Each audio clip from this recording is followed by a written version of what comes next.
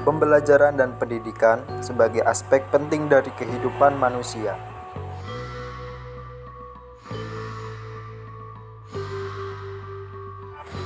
Dalam menjalankan sistem pendidikan nasional yang baik di Indonesia, haruslah berpedoman pada landasan pendidikan. Landasan pendidikan salah satunya adalah landasan yuridis atau hukum yang mengacu pada Undang-Undang Nomor 20 Tahun 2003 mengenai sistem pendidikan nasional yang berisikan pedoman bagaimana proses pendidikan Indonesia yang sesuai dan berkualitas.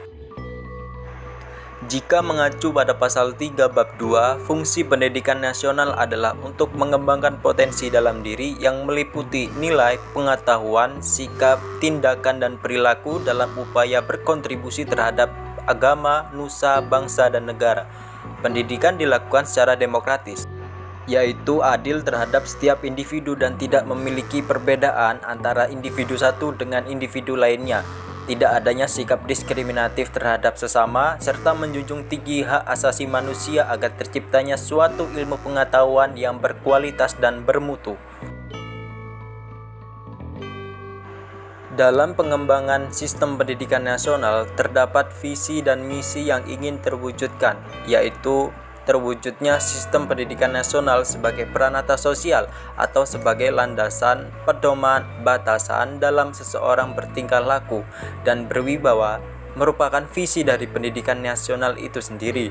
Misi pendidikan nasional yaitu sebagai upaya nyata dalam mencapai visi pendidikan nasional yang meliputi mengupayakan, memperluas, memfasilitasi, membantu, mendorong, mendukung, meningkatkan, mengoptimalkan, memberdayakan, serta memeratakan pendidikan yang ada di Indonesia sesuai dengan prinsip-prinsip landasan pendidikan.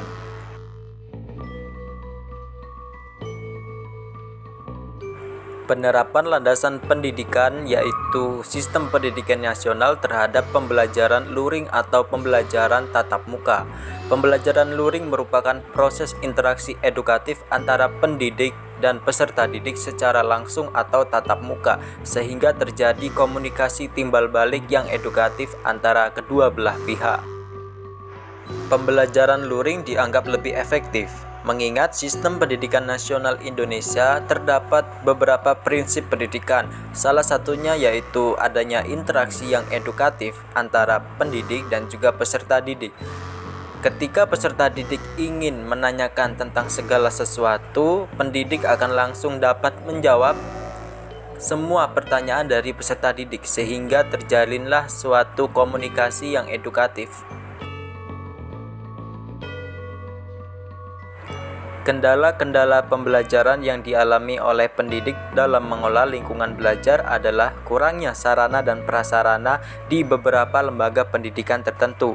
Tidak semua pendidikan yang ada di Indonesia mengalami kekurangan sarana dan prasarana, hanya beberapa saja.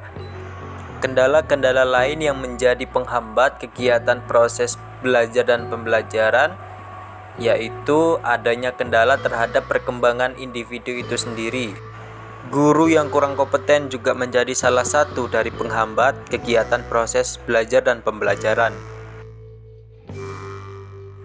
Kemudian ada pembelajaran daring, yaitu kegiatan interaksi edukatif antara pendidik dan juga peserta didik melalui layar gadget. Adanya batasan-batasan interaksi menjadikan pembelajaran daring dianggap kurang efisien terhadap terlaksananya pendidikan yang sesuai dengan pedoman sistem pendidikan nasional. Terlebih lagi, pembelajaran pada anak usia dini atau anak yang masih memerlukan pengawasan dari orang tua sangat kurang tepat untuk dilakukan kepada anak tersebut. Kendala dari pembelajaran daring tentunya adalah kurangnya sarana dan prasarana pendidikan seperti layar laptop, kemudian ada internet, gadget, wifi, dan sebagainya. Adanya batasan ruang gerak, ruang waktu, dan juga ruang interaksi antara satu dengan yang lainnya menjadikan pembelajaran daring dianggap sebagai pembelajaran yang kurang efisien untuk diterapkan di Indonesia karena tidak sesuai dengan sistem pendidikan nasional Indonesia. Jadi kesimpulan yang kita pelajari dari pembelajaran kita hari ini adalah setiap pendidikan yang berlangsung di Indonesia, baik itu pendidikan secara langsung atau pendidikan secara tidak langsung melalui layar laptop, memiliki kendala dan dampak tersendiri bagi kita semua. Kita sebagai generasi penerus bangsa harus bersikap selektif terhadap tantangan globalisasi seperti ini, dengan menjadikan setiap permasalahan yang kita hadapi menjadikan kita sebagai pribadi yang lebih baik lagi dengan adanya pengalaman-pengalaman.